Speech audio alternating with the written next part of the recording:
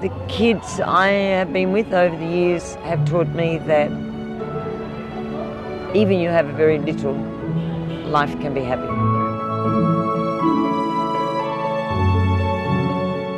Trish Franklin is happiest and most herself when she's with children.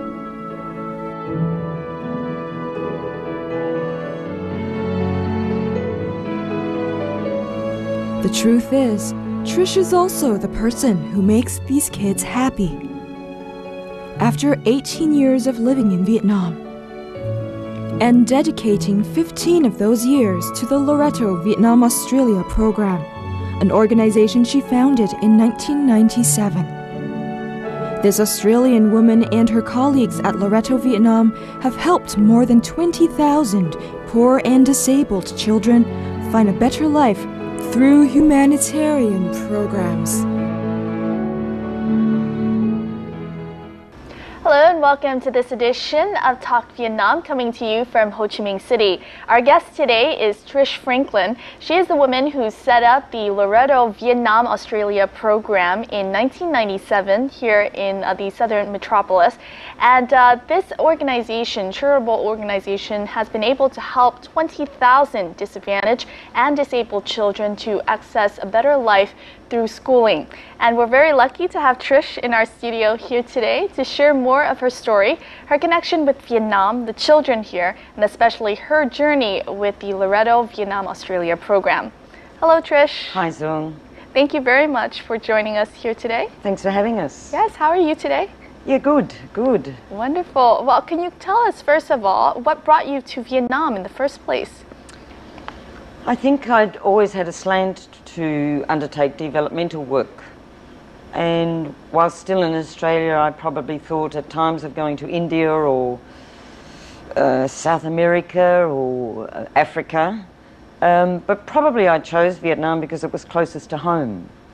And initially I came here for 1 year, and I'm now into my 18th, so wow. It's been a long journey. I came here in 1995 with Australian Volunteers International, AVI, and they second their volunteers to other INGOs. So at the time I was seconded to Saigon Children's Charity, which is a British INGO, and as I say, I committed for 1 year. I taught children who mainly worked during the day and attended evening classes at a school in District 4 in Ho Chi Minh City called Thang Long School. And when I initially began there were probably 50 children there. And I stayed a second year, and by the time I had finished that position, there were over 200 children attending English classes at that school. Wonderful. So after that initial year, what made you make the decision to stay?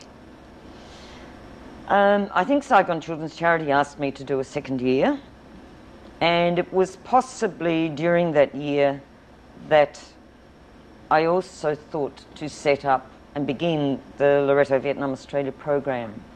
It was hard, and I suppose in those days we also didn't have a huge lot of capital because we were just beginning, we weren't known, we didn't have a big donor base. Our first project in '97 was to build a 2-classroom school in Hop Mon.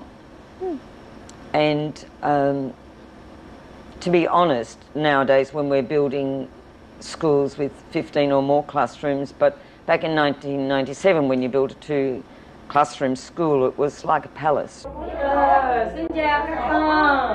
Okay.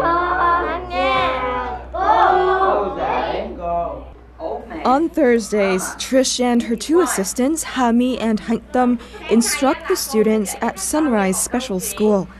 The old farmer had a small seed and he put it in the ground hoping to grow a turnip. The young students of the Hoa Mi 3+4 classes really enjoy Trish's storytelling sessions in the library. Each class has 12 to 18 students affected by Down syndrome and autism. After each library session, the teachers and students head to their drawing class.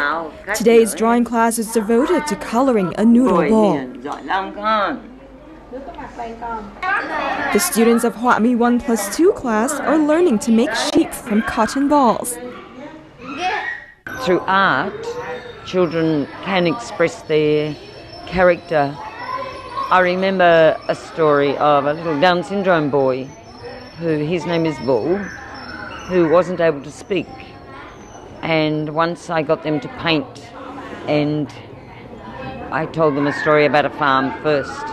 So when they had finished their drawing, he wasn't able to speak, but when I pointed to his picture and said, "Hey, what's this?" he did this to indicate that he had drawn a chicken or a duck. Loreto Vietnam built the Sunrise Special School in 2001. Over the past 11 years, Loreto has sponsored the school's facilities and skill sets training for teachers. Loreto has also provided scholarships to poor students and financial support for instructors. Mặc dù tuổi đã cao và không chung tiếng nói với các em, nhưng mà thực lòng là do cái tình thương, do cái tình yêu của cô đối với các em mà đã giúp cho cô gần gũi thân thiện với các em, và thực sự ra các em rất là quý yêu cô và đôi lúc là coi cô như là một bà tiên của các em. 9-year-old Yi-Sun can't speak and suffers from learning disabilities, but she knows how to express her love to Trish with a fond glance. Yi-Sun is not the only student to display her affection.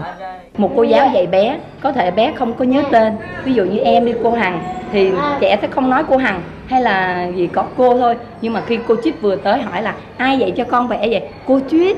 Có nghĩa là bé nói một cái tên cô rất là thân thiện và gần gũi với cô, cứ gặp cô Chip là sẽ bám vào cô như là bám vào lòng của một người mẹ vậy.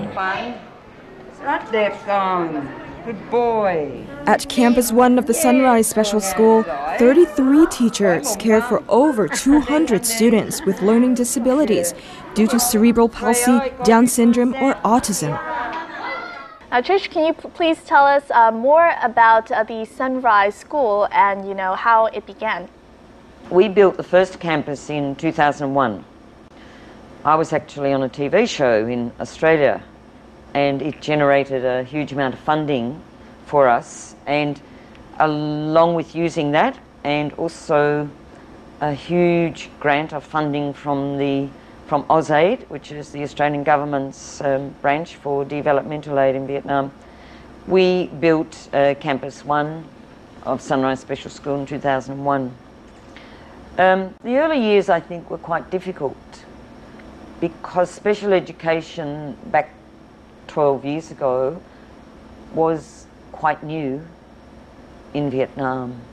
So I certainly, in the beginning, did a lot of teacher training for the teachers at the school, many of them still there, which is wonderful. Things like how to assess children, what problems did they have, behaviour management, individual education programs that they needed. But since then, now Loreto program, every 2 years we bring up specialist educators from Australia to give training, continuous training for the teachers. It's now apparently one of the best special schools in Ho Chi Minh City. So I'm very proud for the principal and the teachers that they can say that. 2 years ago we built a second campus to the first one, so VNtienganh 2. Is totally concentrating on vocational training. We're in very early stages of developing this school, but they're learning things like horticulture and craft and computer work, photography, learning to wash motorbikes. Recently, the boys are washing our motorbikes in the schoolyard. Have learnt massage, cooking and hospitality. So this is, as I say, we're not into stage 3, 4, 5, 6 where they may be able to go out and get jobs, but it is slowly developing, and the Loreto program has had huge investment in, again, helping the teachers to see how wide and possible it is to develop this part of the kids' lives.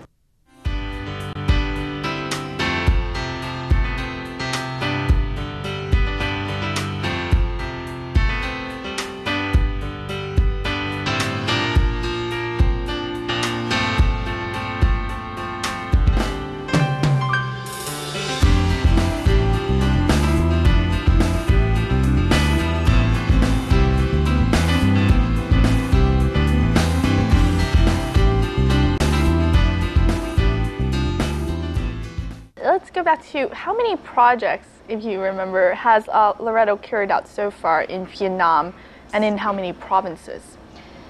And so we've had, we celebrate our 15th anniversary at the end of this year. Oh, congratulations. That's good news. And over that time, we've been involved in 18 projects. 18 projects. So we've branched to, in Ho Chi Minh City province, branched to Hop Mon, Cu Chi, Viet Chanh and Can Giơ. And we've, of course, had other projects within the city itself. And most of those have been totally involved with schools. But over time, initially in the time when we first began, we did support shelters. Our passion in supporting kids in shelters was to be able to send them to school. And in fact, I don't remember the name of this little guy, but when he came to the shelter, he was only about 5 or 6. And he came to the shelter because his parents' whole family lived on the street. So he was well cared for. I remember he did very well at school. And I was there one Sunday, and I remember his dad was a cyclo driver, and he came to pick him up. I really can't remember his name, and to put him in the cyclo and to take him home to meet his mum and siblings. So I hope by now that this little guy is well seconded into Yes. secondary school. So yeah, we had a lot to do with schools, but some shelters as well. And so over a period of 15 years, we've certainly enabled over 20,000 children to have a very good education.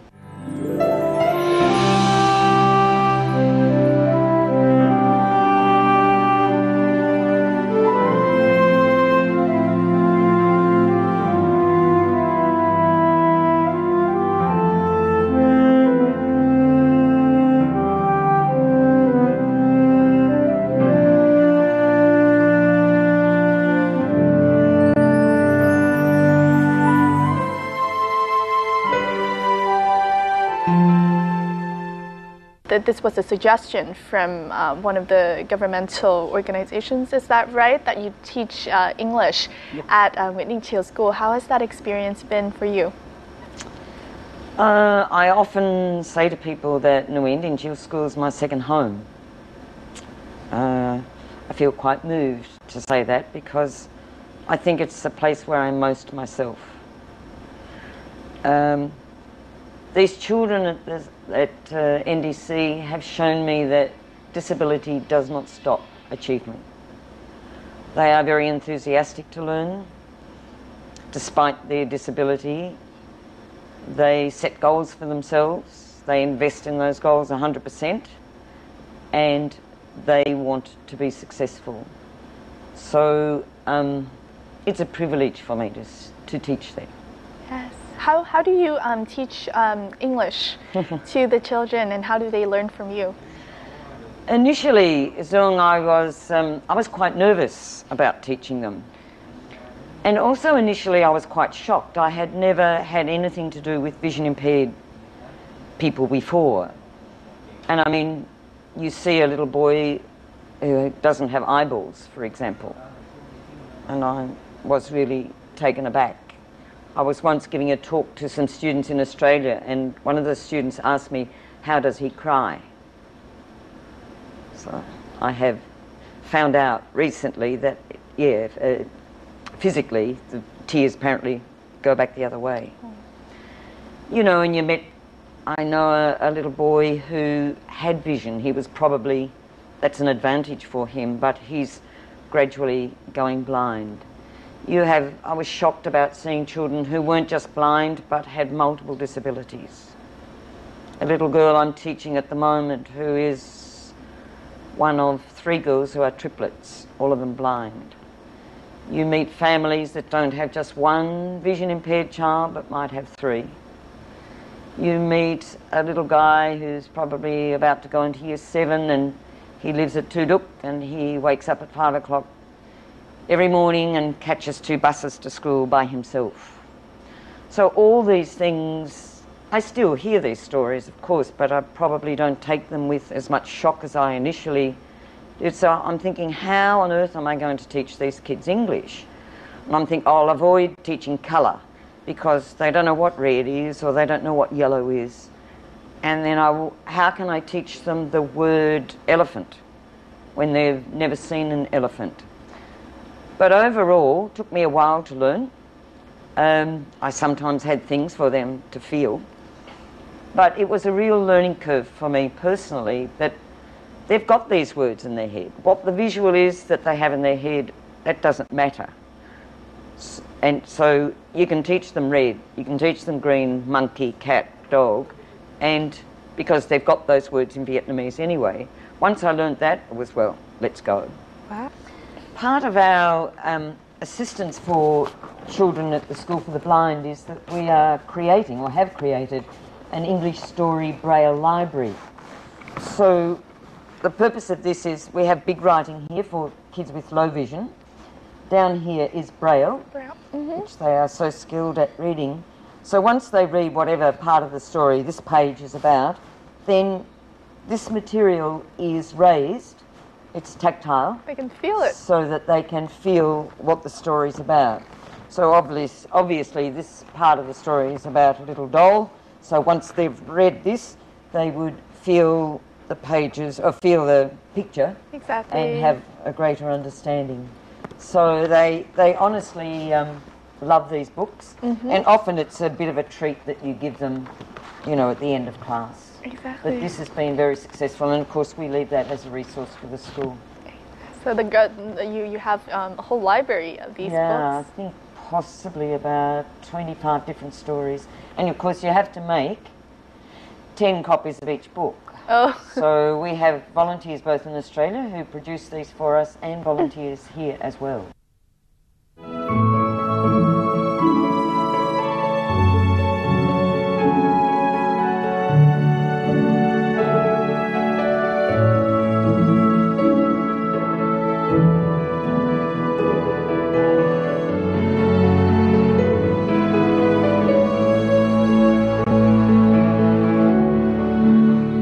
I understand that you have been learning Vietnamese in order to teach these children better, is that right?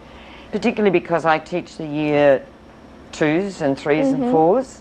If you get in another foreigner to teach them, you need Vietnamese a little bit to be able to teach the kids, if you know the words. Can you share with us some of the Vietnamese that you've learned a little bit? Trời ơi, tôi cảm thấy bối rối nói bằng tiếng Việt. Đúng không? Đúng rồi. Hơi bối rối một chút nhưng mà chị nói rất là hay. Cảm ơn em ạ. Now, besides English, I understand that you also teach the children other things as well. Sure, we've lobbied a lot for the school at NDC with some things that we're not involved with. For example, we're able to help them to get a new school van. We lobbied for them to get a new school van. We do take the children at times to the pony club, and because they can't see, their orientation is quite imbalanced, and it's been interesting to watch the kids get on the back of a horse, and you know they can't see where it's going or where they're going, but they do have gained great confidence by going to the pony club, and it is really helpful for them. The second time round you can see that they're not so afraid, and it gives them a chance to experience another kind of life. I have one little girl called Mai, and she's totally blind, and they feel the horse's mane and the head and the nose and the legs, and she said, oh, now I know why I can run so fast, because it's got 4 legs. So it's a very holistic kind of approach to their learning. We also have weekly Swim with a Vision sessions. It is a most wonderful extra that we offer these kids. We've helped them maybe with sport and, you know, with soccer. They play soccer with the bell and the ball so that they can hear it. Because of their vision impairment, their hearing is heightened. So we've done a lot to help them with music. Oh. They're wonderful at music. We've also equipped a play-based activities room, and that's for kids who have multiple disabilities. Now, volunteers play a key role in all of the activities at Loretto Vietnam Australia program, and in the following, we'll take a look at their contributions and the work that they're doing. With dedication and a sense of personal responsibility, Trish places each visually impaired student under the care of volunteers. She remembers each student's character and knows, for example, that 8-year-old Hong Duk is afraid of having his face submerged in water.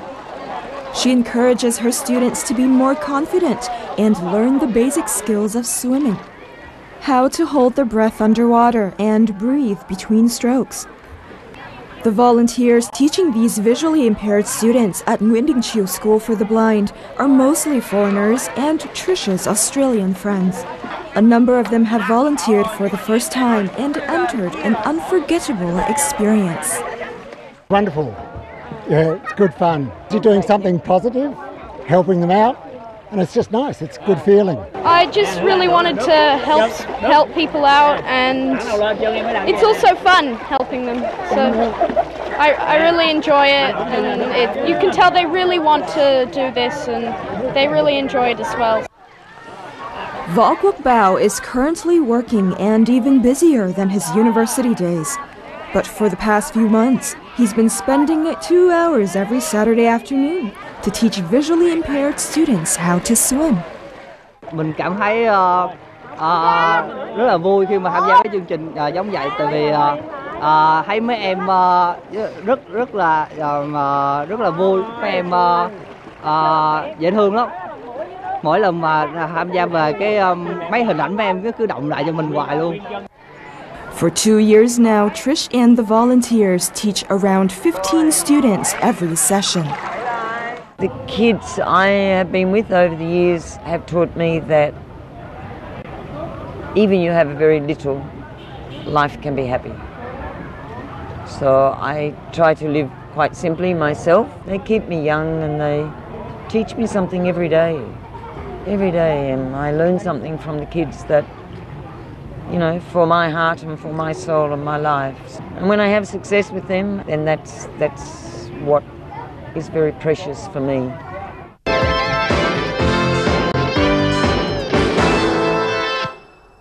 Now, Trish, can you tell me a little bit about your volunteers? I know they're a big part of the program.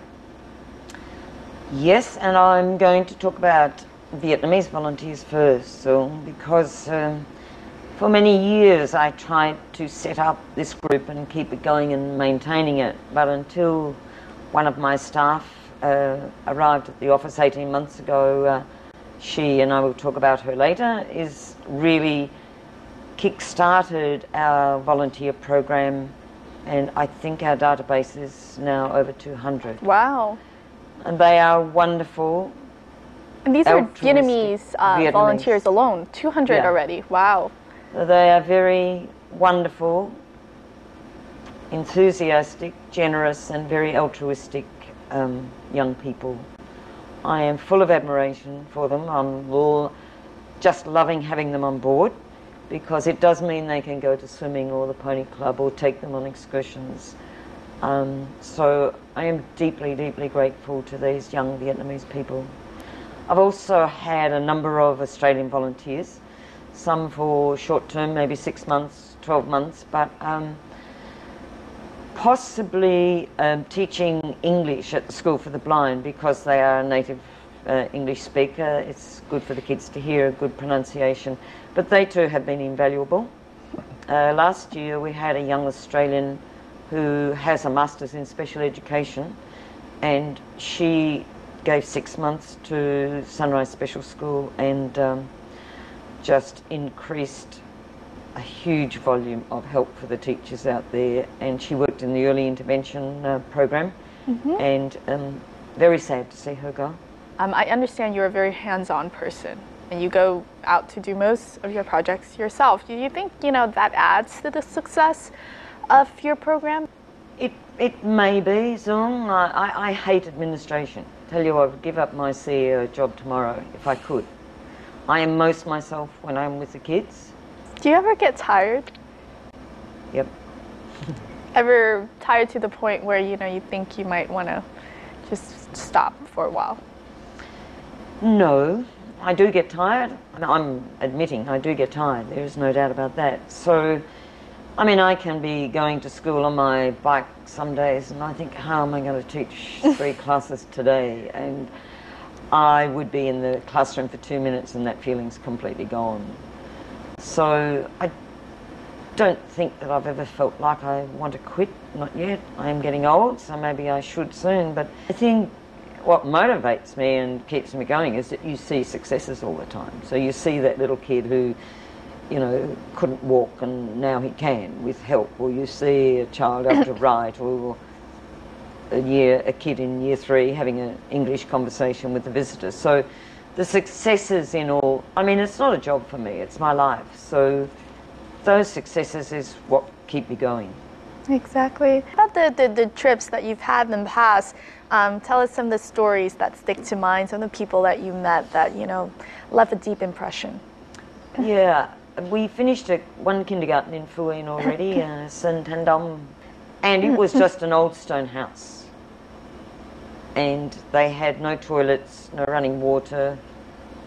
One teacher used to carry the water to school. Kids could only go to school there in the morning. So we decided and officially opened in March of this year a brand new kindergarten. And it was heard said that the people of that village were riding past it a few times because they call it their palace. So a number of about 200 or 300 kids can go there to kinder every day now.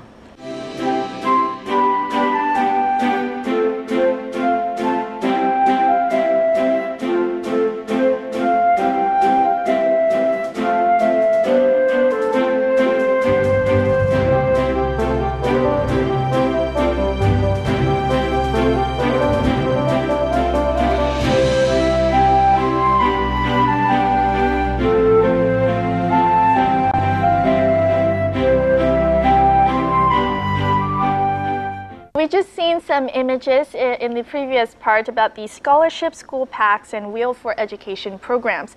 Can you please explain more about the goals of each of these? Our scholarship program is what we do once we've handed the school over. We will give scholarships to children whose families are really very, very poor.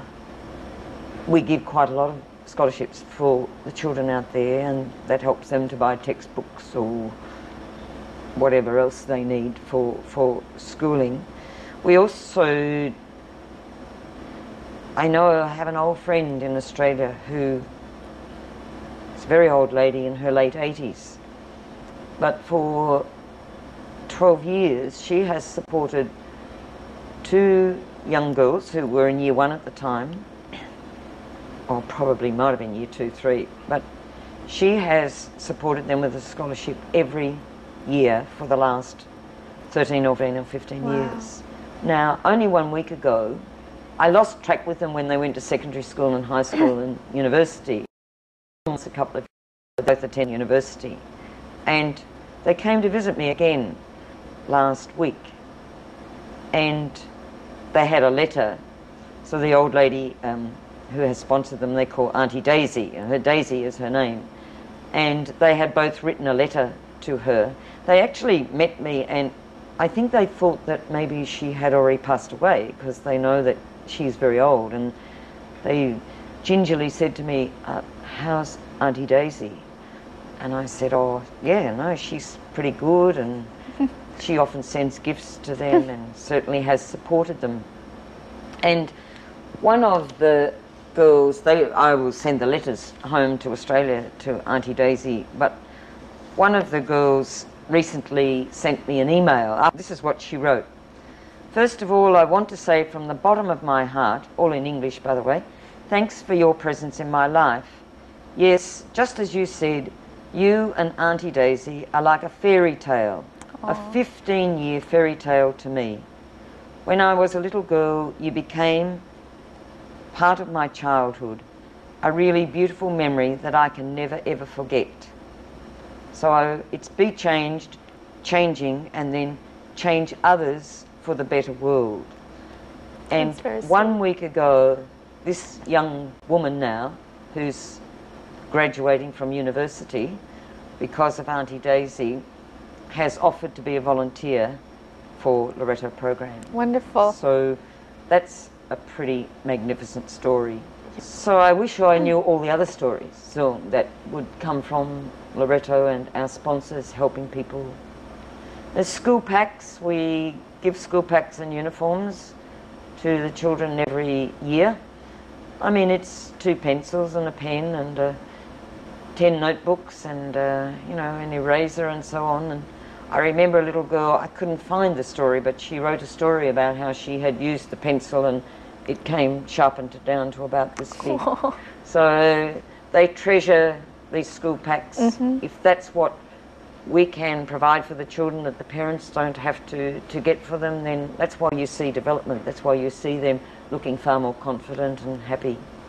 Exactly. And we also have a project called Wheels for Education. Yes. Where we have provided over the last 5 years nearly 1,000 bicycles for kids, particularly in rural areas where they have to ride a long way to school, or it's 4 trips that mum and dad have to bring them to school.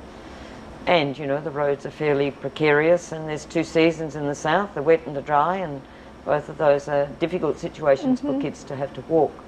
So we choose kids of older primary classes who, of course, are able to ride and ride safely with helmets. And this particular little girl received a bicycle. Adorable smile. Yeah, her name's Nguoi, I think. Nguoi. And she was wearing a beautiful pink hat on this day. The very first time that we did this, I was shocked that there's 100 bicycles there, and they're all different colours. And I happened to ask a little kid, "Oh, what colour would you like?" And that child was not able, had never in his life, I think he was a little boy, had never had the chance to make a choice.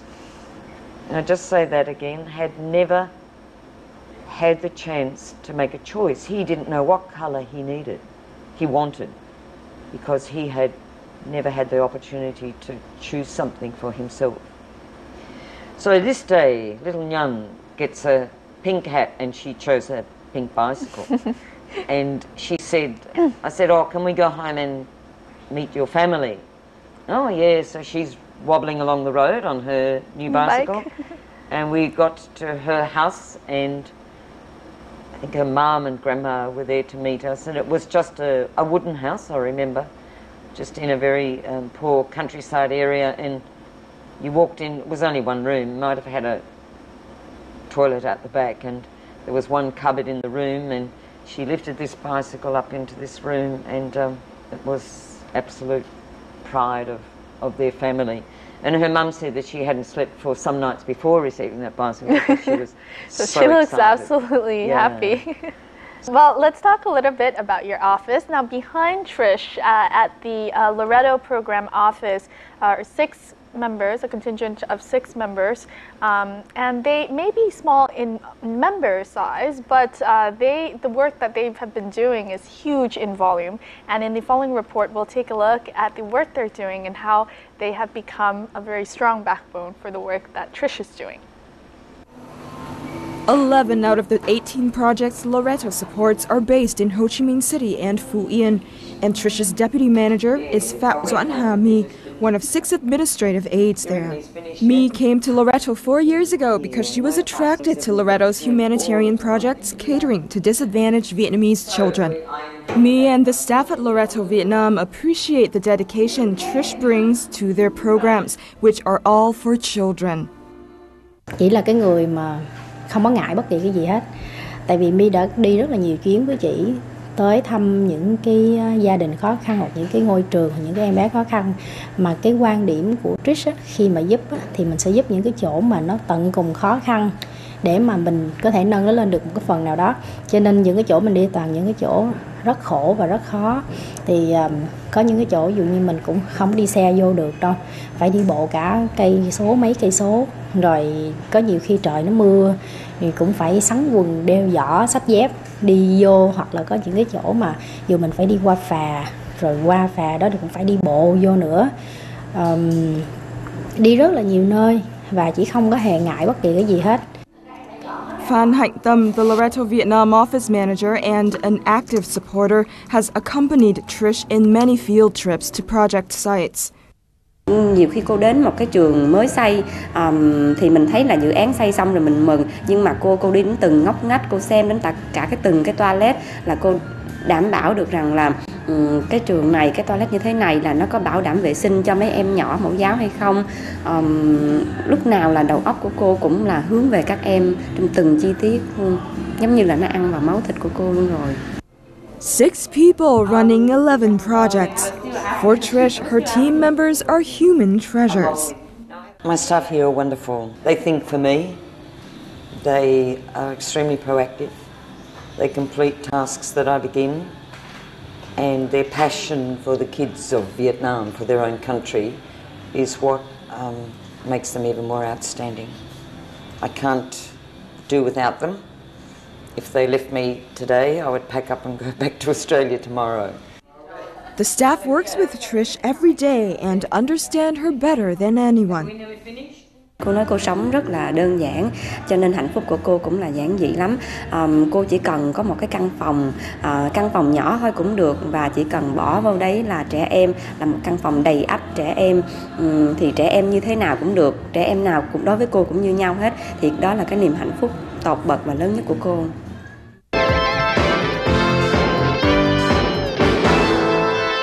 Now, one of your staff, particularly the deputy CEO, has told me that, you know, back in the days when the girls weren't there, you did all this by yourself. It was a one-woman show. And even now, you know, with 6 members, it's the volume of work, as we've seen, that they're doing is huge. I mean, back in those days, how were you able to manage all of that, being, you know, just by yourself? Yeah, it was really hard. So I have to say it was really hard. You know, it was like getting on your motorbike and going to buy a ream of paper, or paying the electricity bill, or I can only say that I was like a bird who had its wings clipped. I could only do so much. So in those days, Loreto program was much smaller, but I couldn't even allow it to become bigger because I didn't have the backup support that my staff now give me. So we were much smaller, and of course the more staff you get, the bigger you become. So, you know, we have become huge in the last 4 to 5 years that I never would have imagined back in 1997. Exactly. You got a strong team now, you know, as Beautiful we said, team. maybe small in numbers, but they're, you know, they're very strong. And we have a very professional relationship. There is no doubt about that, and hopefully I've taught them a lot about professionalism, but I would have to say, out of the office, my dearest friends. Yes. But, you know, and there's friendship in the office too, but we wouldn't mix both because that can be a bit dangerous, but they are, you know, if I was to fall off my motorbike tomorrow and break my leg and I'm on the road, I could just ring them and they would come, drop everything immediately, family and all, and come to me. So Yes. they are treasures to me. Beyond being, you know, a very professional office, you're a family, Yeah, basically. sure. This is your family in Yeah. Vietnam. Now, you've worked with and met so many Vietnamese children throughout your years here, 18 years in all. What do you love most about children here in Vietnam? First thing I love about them is they're very cute, okay? They are Look so at those faces. cute. Yes. They're just finer than Western kids. You know, they're little, and I mean, I have kids in my neighbourhood who I talk to every day. One little guy is learning to say ah. They are very, very cute. And that can lead me on to what I love about Vietnamese children is they are so polite. Vietnamese children's manners are just tops. I love it. It makes me feel very moved to see the way they treat their anh chị and certainly their ông bà, but to see them with their teachers is been wonderful for me to observe that. I do love that about them. And also their enthusiasm to learn. They are just so eager. And they never lose that passion. You know. What is your idea of perfect happiness? It might be a bit of an irony, Zung, because I think my idea of perfect happiness is to, sadly, leave Vietnam because Vietnam doesn't need LVAP anymore, doesn't need the Loretto program anymore. So it's an irony. I will be so sad to leave Vietnam after a long, long time, but Vietnam is at a point where it no longer needs investment from INGOs or other developmental aid, then that would make me happy for Vietnam. Oh, that's left a big impression on me. Hopefully, you know, that time will come in the near future, because I mean it's a sweet and bitter ending. Yeah. But you still got a long journey ahead. Long way. You can't leave yet. No. Can't get your perfect happiness yet, as we said, but you know, we wish you the best of luck, you and your team, as well as the Loretto program. All the best of luck in the future endeavors and the future programs that you're doing. Thank you for all of the work that you have done for Vietnam, because it's clearly seen, you know, that rippling effect, as you said. We can see it in the smiles of the kids and just the program in general. Yeah. Thank you. Thanks so much, Zoe. Thank you very much for joining us, and Pleasure. you know, we'll see you around here in Vietnam, and hope to see more of what you're doing. Cảm ơn em nhiều nha. And that wraps up this edition of Talk Vietnam with Trish Franklin. And as we got to know more about the Loretto Vietnam Australia program and all of the work that it's doing here in Vietnam, we'll see you more next time here in our edition of Talk Vietnam. That's it. Goodbye.